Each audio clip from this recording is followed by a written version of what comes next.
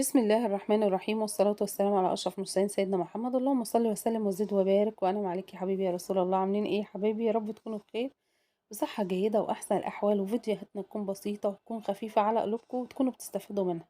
النهاردة بقى هنعمل وصفة سريعة كده بسيطة خفيفة ومغذية جدا جدا. الوصفات السريعة دي طبعا لأي ست بيت بتشتغل، أي ست بيت المرأة يعني العاملة كده، اللي بتودي بقى مدارس وتودي دروس وتيجي عايزة تعمل أكل بسرعة خالص. معايا هنا زي ما انتم شايفين كده، ده صدر فرخة صغير كده زي ما انتم شايفين، وعليه بصلاية متقطعة قطع صغيرة. أنا حطيت في الأول شوية زيت بس كده صغيرين مش كتير، عشان برضو ايه ما يبقاش كتير دهون كتير علينا وعلى الولاد.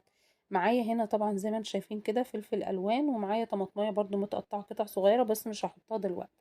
طبعا لو ما عندكيش فلفل الوان، عندك فلفل اخضر بس حطيه، عايزه تحطي فلفل حامي لو انت محتاجاها حراقه حطي، بس انا بصراحه عاملاها مش حراقه علشان الولاد. طبعا الوصفه ديت مغذيه جدا وكلها فيتامينات.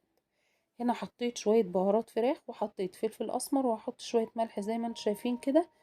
بكل بساطه شوحي كده اهوت، حاجه بسيطه خالص. بصوا اللون بتاعها طبعا هيتغير من البهارات، هيدي لون حلو كده كمان علشان الولاد. الولاد طبعا لما بيشوفوا الحاجة الملونة دي قدامهم نفسهم بتتفتح على الأكل. الوصفة دي عايز تعملي معاها طبعا رز اعملي، عايز تعملي معاها مكرونة اعملي، مفيش مشكلة بعيش ماشي. هنا معايا حبيتين من البطاطس متقطعين مكعبات صغيرة ومتحمرين في الزيت، محمراهم تحمير عادي خالص اللي هو ايه، بس ما خليتش اللون بتاعهم يبقى احمر جامد، اللي هو اللون الايه الفاتح كده، بس عشان خاطر البطاطس يبقى عليها كفر كده من بره وما تتهريش مني في الوصفة وما تتهريش مني كمان في الصينية. وهنا حطيت طبعا الطماطم زي ما انتم شايفين كده. طماطم اخر حاجة بتحطيها علشان خاطر وانتي بتشوحي الطماطم هتسرد مية، فتحطيها في الاخر خالص زي ما انت شايفة كده. حطيت كوباية من المية كده عشان الفراخ بتاعتي برضو ايه تستوي والبطاطس تكمل السوا بتاعها، لان انا مش محمراها على الاخر، حاجة بسيطة كده.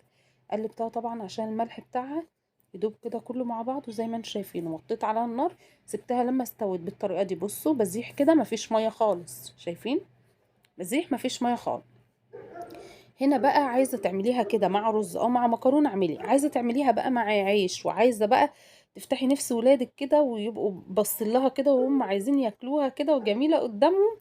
عندي جبنة شيدر بشرت منها، هي عندي كده قالب كده على بعضه بشرت منه شوية كده زي ما انتم شايفين، وشوية جبنة موتزاريلا على الوش، وطلعت معايا تحفة تحفة تحفة.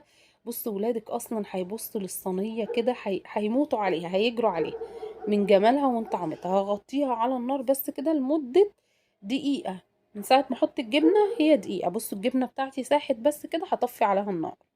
اللي وصل بقى معايا هنا للفيديو ما تنسوش تعملوا لي متابعة، الناس اللي مش متابعاني والناس اللي متابعاني متابعتكم ليا على راسي من فوق متحرمش منكم يا رب. وما تنسوش تقولوا لي بتتابعوني منين، وما تنسوش تحطوا لي لايك يا جماعة، اللايك وحطوا لي لاف.